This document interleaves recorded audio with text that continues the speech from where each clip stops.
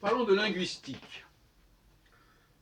Je reviens sur le fameux débat sur les influences réciproques entre le français et l'anglais. Et je n'aurai de cesse de rappeler que si l'on prend un magazine français, on trouvera difficilement quelques dizaines de mots anglais, alors que si on prend un magazine anglais, on trouvera des milliers de mots français, et on ne peut même pas écrire un ouvrage en anglais sans se servir lourdement du français. Ce qui nous amène à considérer la notion de franglais, qui est généralement employée pour parler des rapports, de l'influence de l'anglais sur le français. C'est un ouvrage qui s'appelait Parlez-vous franglais, qui est paru dans les années 60 sous la plume de René Etiamble.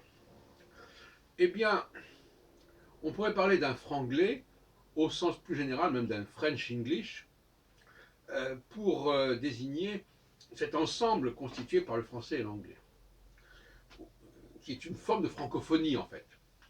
Et alors, par comparaison avec ce qui se passe dans le monde arabe, je veux dire que d'une certaine manière, même qu'il y a un arabe littéral, qui est plutôt un arabe écrit, et un arabe dialectal, qui peut d'ailleurs varier d'un pays arabe à l'autre.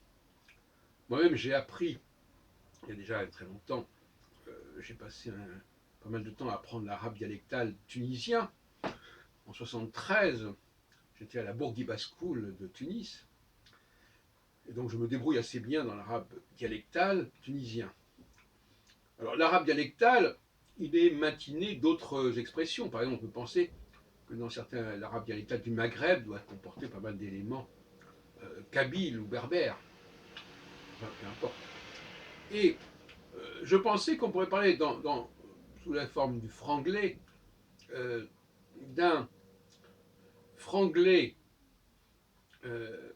dialectal qui serait l'anglais actuel, et d'un franglais littéral qui serait le français, qui serait avant tout une langue écrite.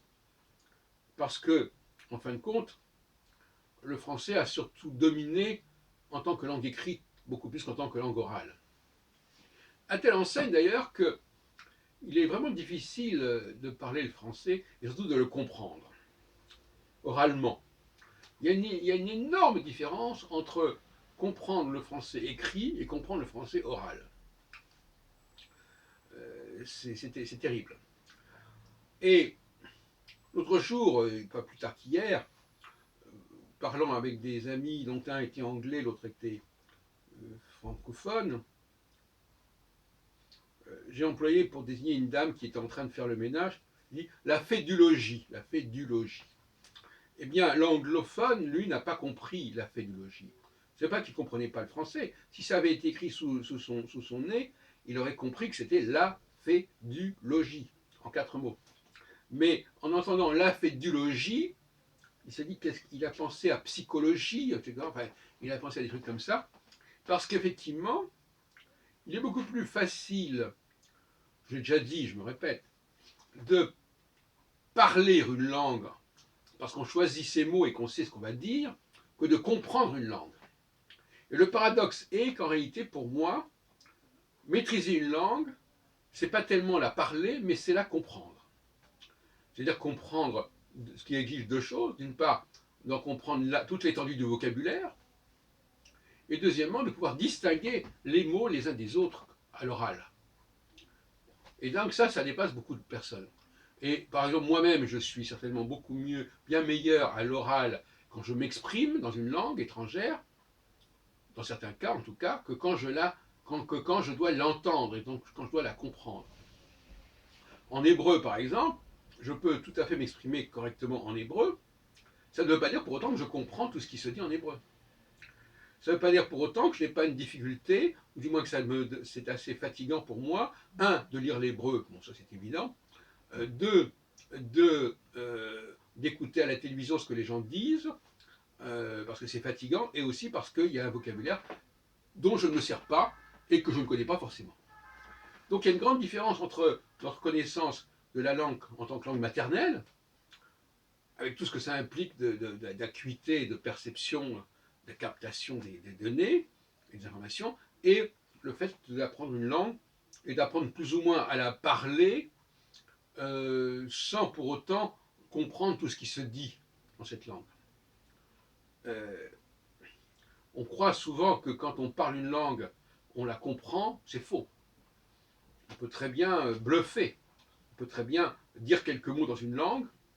Les gens tout de suite croient que tout ce que vous allez tout ce qu'ils vont vous dire, vous allez le comprendre, mais pas du tout, pas du tout. Donc voilà ce que je propose. Donc c'est une sorte de compromis en quelque sorte qui voudrait que dans le monde franco-anglais, qui associerait donc la francophonie et l'anglophonie, il y a un partage des tâches et que la langue écrite soit la langue française et la langue orale soit la langue anglaise.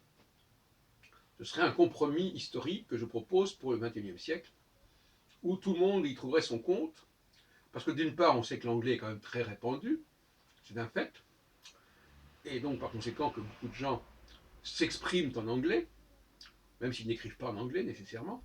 D'autre part, que le français est une langue qui a un héritage, une histoire prodigieuse, et qui a marqué profondément, par le biais des emprunts, l'anglais, l'allemand, le russe et bien d'autres langues.